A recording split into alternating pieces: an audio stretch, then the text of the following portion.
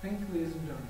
To me, for me, the cup of tea proposition or to prove to you why local research is potentially dangerous for the entire world should require global approval. Now, in order to do that, before I go into the main substantive of my speech, I'd like to take a look at exactly what's going on in the status quo. Theoretically, there already are all sorts of international laws that control local research, such as the Biological Weapons Convention, for example. However, most of those only target specifically weapons development. And even those that don't are oftentimes ignored completely by countries, even signatory parties. Now, the risk this carries is that the international scientific community is a very tightly knit one. So whenever a problem appears, it doesn't take long before it takes on global proportions. And that's not even going into the risks of having some mutant strain or virus escaping containment and damaging the well-being of a lot of people, not necessarily within the confines of the country which created it in the first place. All in all, this is a serious problem that we're dealing with right now.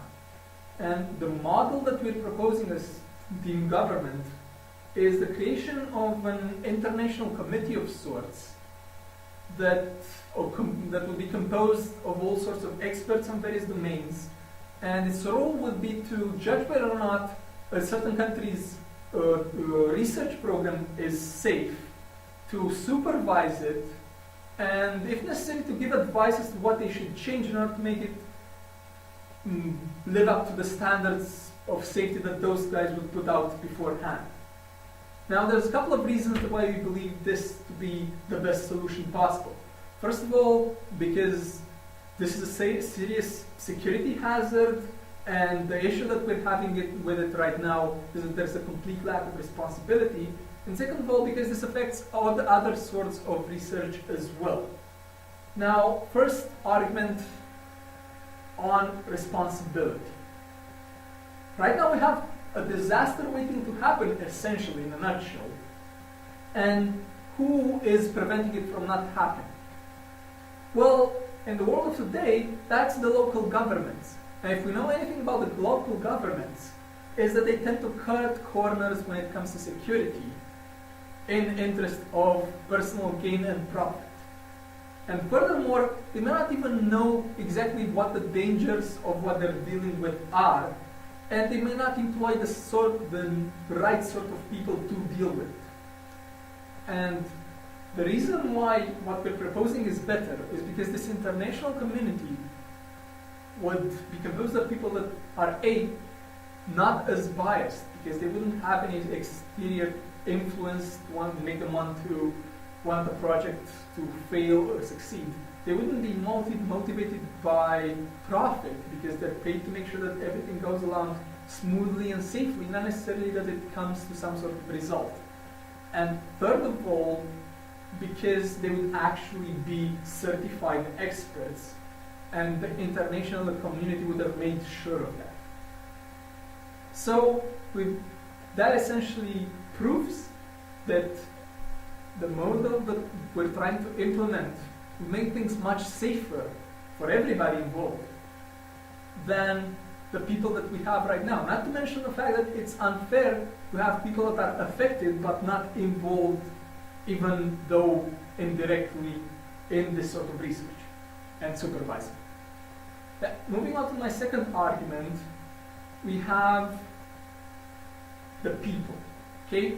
People right now distrust the scientific community because everything that governments do tends to be held in obscurity, and the only sources of information that they have are sites like WikiLeaks and conspiracy theorists, which don't give it a very good image.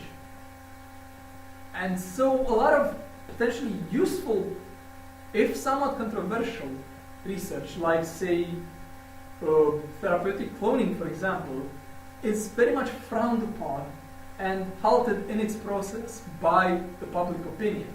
And it doesn't only happen to stuff that is immoral or illegal, but also to useful stuff as well. because people don't dissociate between what is dangerous and what is not, like the aforementioned committee would.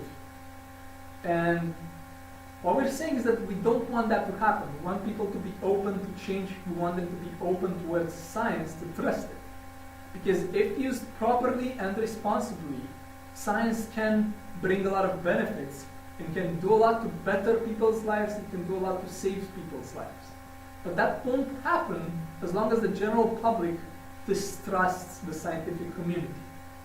We're saying that, and what we're saying is that that is exactly what is happening in the world of today.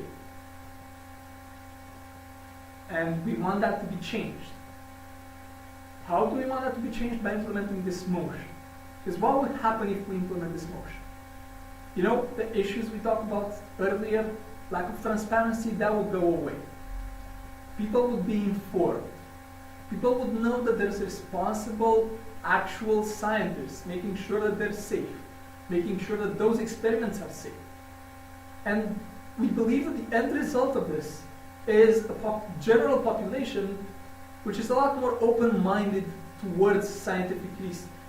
And we want that, because if history has shown us anything, it's that people with open minds tend to embrace change and evolution much more easily than otherwise. And we want that, because we want society to grow. And one way to make sure that society grows and that living standards go up is through scientific development. So essentially, what have I told you today? Let's have a recap of sorts. First of all, I've presented to you how an international committee would be more legitimate and more apt in dealing with potentially dangerous research than any one government's local authorities. And second of all, I've proven to you how this would build a lot of trust with the people in general and give a lot more leeway to helpful research. We're saying that all things considered, as long as things are fair and as long as there is development, then we believe that we are treading the correct path.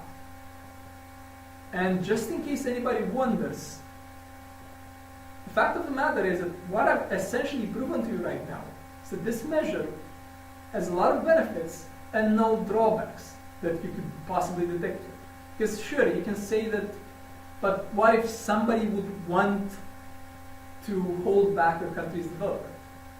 The fact of the matter is that, as I've already mentioned, that sort of bias would be eliminated by the fact that this committee would be an international body. Therefore, not just one country, but a lot of countries. Therefore, no interest, or even if they are interested, they would cancel each other out. And as such, if we have benefit and no harm, then we believe that there is no reason not to implement this motion. That is exactly what we beg of you to do. Thank you very much.